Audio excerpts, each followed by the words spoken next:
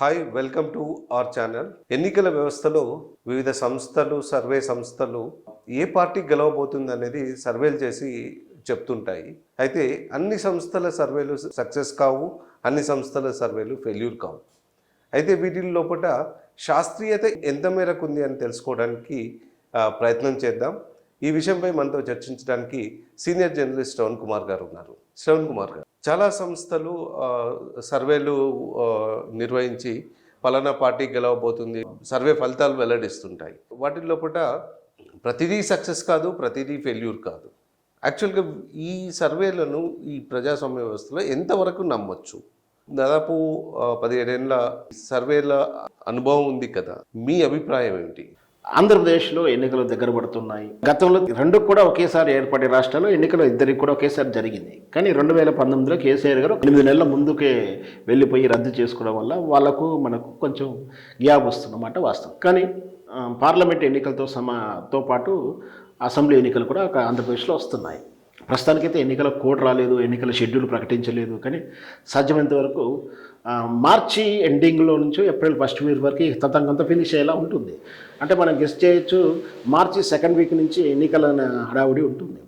అంచేత ఎన్నికలు దగ్గర పడుతున్నప్పుడు రకరకాల ఔత్సాహికులు సర్వేలు చేస్తుంటారు. ప్రైవేట్ అంటే ఈ సర్వేలు సొంతంగా పార్టీ చేయిస్తుంటుంది, కొన్ని స్వతంత్ర పార్టీలు చేస్తూ ఉంటాయి, కొన్ని ఎన్జిఓస్ అంటే ప్రజలకు దృష్టిలో పెట్టుకొని అసలు ఏం జరుగుతుంది, ఏం జరగబోతుంది అనేది చూస్తుంది.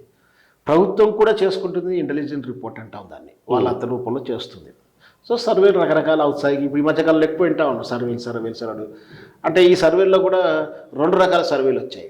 ఒకటి పార్టీకి అనుకూలంగా పెయిడ్ సర్వీస్ ఇవ్వడం, ఒకటి రెండోది నిజంగా నిష్పక్షపాతంగా ఇవ్వడం అనేది కొన్ని సర్వీస్. ఈ సర్వేలు ఎంతవరకు నిజం అవుతాయనేది మళ్ళీ ఒక పెద్ద డాలర్ ప్రశ్న. అది ఈ మాయ నిజమని అందరూ చెప్తున్నా, సాధ్యమైనంత వరకు గత 20 సంవత్సరాల నుంచి లెక్కలు తీసుకుంటే ఎవరికి కూడా ఏ సర్వే సంస్థ ఎంత క్రెడిబిలిటీ సంస్థ అయినా సరే అవుట్ ఆఫ్ 10లో 5 కూడా నిజం కాలేదు.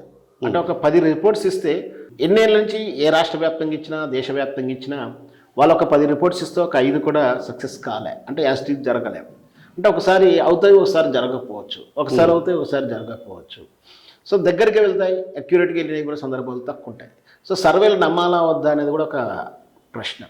సర్వేలో నిజాయితీ ఎంతో ప్రశ్న. వాళ్ళు పెయిడ్ సర్వీసా, వాళ్ళ పార్టీకి అనుకూలంగా వాళ్ళ ఇష్టానుసారంగా చేశారా, అసలు సర్వే శాంపిల్స్ ఏంటి, సర్వే తీసుకున్నటువంటి శాంపిల్ సేకరణ పద్ధతులు ఏంటి.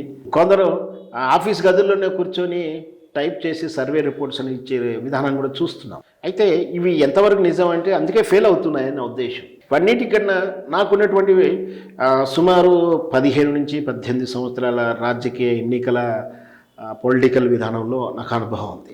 ఇవన్నీ దృష్ట్యా చెప్తేది ఏంటంటే సర్వే విధానంలో లోపభూషితంగా కొన్ని ఉంటాయి. అన్ని 100% సక్సెస్ అయితే కావు, 60% 70% అవుతుంది. అయితే ఈ ఎన్నికల వాతావరణం, ఎన్నికల డేటు నోటిఫికేషన్ రాకముందు విధానం అంతా ఒక రకంగా ఉంటుంది. అప్పుడు చేసిన సర్వే రిపోర్ట్స్ వేరేలా ఉంటాయి. ఎన్నికల కోడ్ వచ్చిందాక ఒక రకంగా ఉంటాయి. ఎన్నికల కోడ్ వచ్చి నోటిఫికేషన్ డేట్ క్లోజ్ అవుతుంది చూసారా, విత్డ్రాల్ క్లోజ్ అవుతుంది చూసారా, అప్పుడు విధానం మారుతుంది. ఇదంతా అంటే ఫస్ట్ ఎన్నికల ముందు notification date, withdrawal date, final list అంటూ ఒక రకంగా చెప్పాలంటే ఒక రకం ఫైనల్ లిస్ట్. ఈ తర్వాత ఆ ముందు రోజు రాత్రి ఇట్లా 4 రకమైన విభిన్నమైనటువంటి రిజల్ట్స్ వస్తాయి. వాస్తవం అయితే ఇది అంటే మొదట్లో ఉన్నటువంటి ఎన్నికల ముందు తీసుకున్న సర్వే నిజం అవుతాయో తెలియదు. ఎన్నికల కోడ్ అమల్లోకి వచ్చినప్పుడు ఒక విధం మారుతుంది. ఎందుకంటే పార్టీలు జంప్ అయ్యే వాళ్ళు ఏంటి, ఉండేవాళ్ళు ఏంటి, ఒక ముక్కుమ్మడిగా ఎవరెవరు పోగలుగుతారు, ఎన్ని పార్టీలు పొత్తులు పెట్టుకుంటాయి, ఎన్ని పార్టీలు పొత్తు పెట్టుకోవు, ఇది సెకండ్లే. అంటే ఉదాహరణకు మనకు తెలుసు, స్పష్టంగా చెప్పాలంటే వైఎస్ షర్మిల అనూహ్యంగా ఎన్నికల ముందు పొత్తులోకి రాలా, కానీ చీకటి ఒప్పందం ఉంది. ఒకవేళ ఆమె పోటీ చేసి ఉంటే ఆమె ఒక 4 స్థానాలు, కొంచెం 4 స్థానాలు ప్రభావం చూపినా, ఒక్కొక్క నియోజకవర్గంలో ఒక 2000 ఓట్లైనా ప్రభావం చూపినా ఓట్ల శాతం మారిపోతుంది. కేవలం 800 ఓట్లు 600 ఓట్లు గెలిచే ఉంటాయి కదా, గెలిచేవారు ఓడిపోతారు, ఓడేవాళ్ళు గెలుస్తారు. అంటే ఇక్కడ ఏంది గెలిపోవటం అంటే ఇక్కడ తీసుకున్న రిపోర్ట్కి ఇక్కడ ఉన్న రిపోర్ట్ మారింది.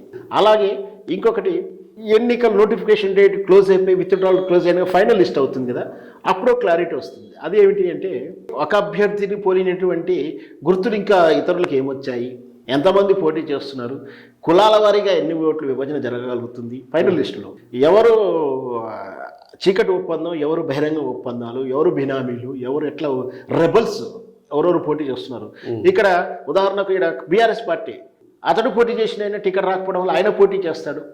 ఆయన నిన్నటిదాకా బీఆర్ఎస్ పార్టీలో ఉంటుండవచ్చు, లేదా కాంగ్రెస్ పార్టీ అయినా సరే కాంగ్రెస్ పార్టీలో ఉంటాడు నిన్నటిదాకా. ఆ సామాజిక వర్గం ఓట్లు గుండుగుత్తగా విభజిస్తుంటాడు అక్కడ. ఓట్ల విభజన క్లారిటీ వస్తుంది అక్కడ. అప్పుడు ఈ ఎవరు గెలుస్తారనేది ఖచ్చితంగా ఆ రోజు తెలుస్తుంది. సో ఇదంతా ఒక ఎత్తు అయితే vote poll management with in before of 48 hours ఈ రోజుల్లో చూస్తున్నటువంటి ఒక ట్రెండ్ అది. రాత్రికే అందరినీ కొనుగోలు చేయడం, మానిపులేట్ చేయడం, డబ్బులు పంచడం, ఇవి లేవని చెప్తే అపహాస్యం అవుతుంది, ఉన్నాయని చెప్తే సాక్ష్యాలు చూపించలేవు. కానీ ప్రజలందరికీ తెలుసు ఓపెన్ సీక్రెట్ అన్ని పార్టీలు. కాకపోతే ఒక పార్టీ 2000 ఇస్తే ఇంకో పార్టీ సారా ప్యాకెట్లు ఇస్తే ఇంకోటి ఇస్తారు, వాళ్ళు ఫ్రిడ్జ్లు ఇస్తారు, ఇంకో టీవీలు ఇస్తారు. పేరు మారుతుంది, రూపం మారుతుంది. దీంట్లో ఈ రోజు ఉన్నట్టు ఏ పార్టీ బినాయింపలేదు, భారతీయ జనతా పార్టీతో సహా. పెద్ద దొంగ చిన్న దొంగ ఏమో మారుతాడేమో, కానీ అందరూ కూడా పోల్ మేనేజ్మెంట్ ఉంటుంది. దీనివల్ల కూడా సర్వేలు రిపోర్ట్స్ మారుతూ ఉంటాయి. సో వెరసి ఈ విధంగా సర్వేలు ఉంటాయి. దీన్ని మనం విశ్వసించడానికి వీల్లేదు. ది మూడ్ ఆఫ్ పల్స్ అంటే ఆ ప్రజల నాడి ఎలా ఉందని తెలుసుకోగలుగుతాం, కానీ అక్యురేట్గా సర్వే రిజల్ట్ రాకపోవడానికి కారణం ఇదే. సో మొత్తం మీద ఒక అవగాహన అయితే వస్తుంది. ప్రజల నుంచి కొన్ని షాంపిల్స్ క్వశ్చన్స్ కానీ డిమాండ్స్ ఇంట్లో తెలుస్తుంది. రిపోర్ట్స్కి సర్వేకి వెళ్ళినప్పుడు పార్టీ చేయించుకుంటే ఒక రకంగా ఏ పార్టీ అధ్యక్షులు చేయించుకుంటారు. వాస్తవంగా నేను 2009 ఎన్నికలప్పుడు ఒక సర్వే సంస్థకు నేను పనిచేశాను. అక్కడ ఇప్పుడు పార్టీల పేరేం చెప్పలేం, కానీ విధానం ప్రకారం ఆ పార్టీ అధికారంలోకి రావట్లేదు. ఇది పరిస్థితి అని రిపోర్ట్ ఇచ్చాము. తీరా రిపోర్ట్ ప్రకటించేటప్పటికి ఏమొచ్చింది, ఆ పార్టీ గెలుస్తుందని వచ్చింది. వాస్తవం ఏంటి, కానీ ఆ విషయాన్ని వాళ్ళు ప్రజలకు చెప్తే నెగిటివ్ అవుతుంది. అంటే సర్వే రిపోర్ట్ ఒకటి కరెక్ట్గా ఉంటే ప్రకటించే రిపోర్ట్ వేరేగా ఉంటుంది. ఎవరికి అనుకూలంగా వాళ్ళు ప్రకటించుకుంటారు. పార్టీ పేడ్ అయితేనేమో లేదా అభిమానం కోసం ఇట్లా మారుస్తుంటారు. అమ్మకపోవడానికి సర్వేల మీద ఉంటే విధానం అసలు ఎందుకు అక్యురేట్గా కరెక్ట్ కావట్లేవు, సర్వేలు ఎందుకు నమ్మకూడదనే ప్రశ్నకి ఇవి సమాధానం.